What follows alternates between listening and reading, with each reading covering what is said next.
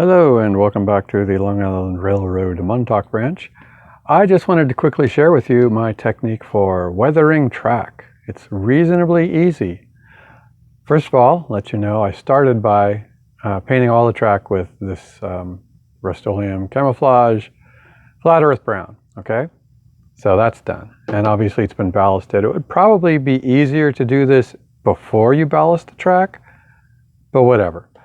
The two things we're going to be using are this weathering set that's actually from Hobby Lobby. It's about half the price of the Tamiya stuff.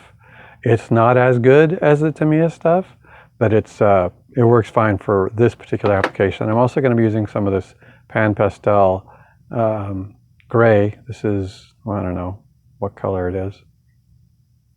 There it is, neutral gray.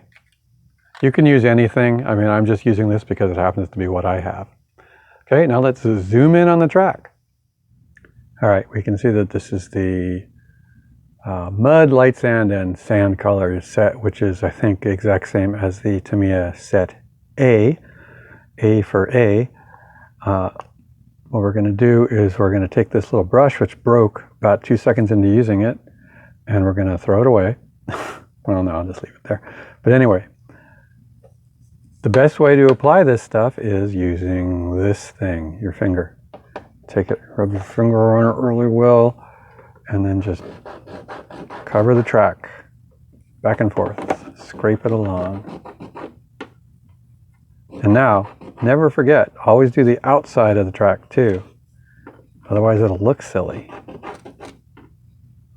So I put on a good layer of mud, because if you go out and look at track, it's mud. At least if you live in a rainy area, it's covered with mud. So we'll start with a layer of mud. It also dulls it down nicely. The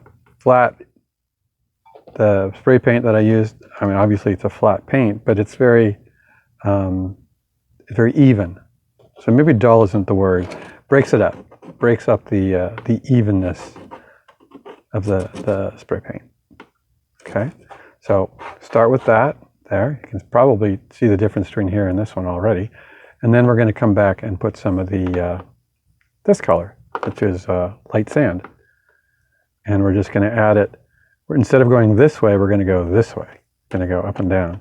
Because you don't, I mean, it's also, if you look at the way track weathers, it doesn't weather tie by tie. It weathers in groups of ties based on the prevailing wetness conditions that happen to be right there in that area of track.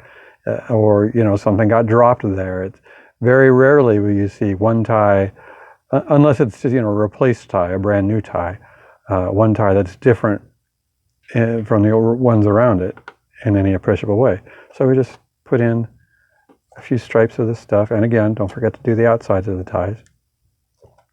But, you know, maybe it just weathered on one side. You know, that happens, sure. So just do that side, okay? Now you're probably still seeing the difference here. It all adds up, you know? It's the variety that spices things up. Okay, so that's it for that. And then we break out the pan pastel, because most wood, when it ages to gray.